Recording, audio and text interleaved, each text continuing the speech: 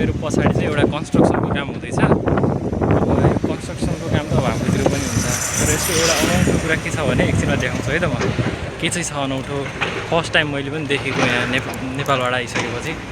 अब कहीँ नभनेको नेपालबाट आएपछि पहिलोचोटि देखेको कन्स्ट्रक्सनको काम चाहिँ यहाँनिर अगाडि भइरह।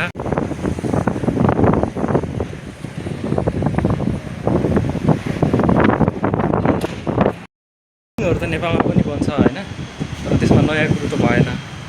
तर यो खालको एउटा नियमहरू पालना गरेर चाहिँ हुँदैन क्या।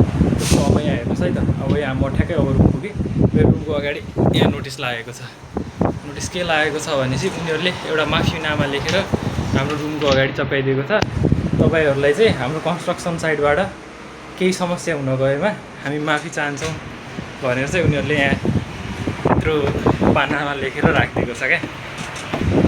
हो यही फरक छ नेपाल र जापानमा।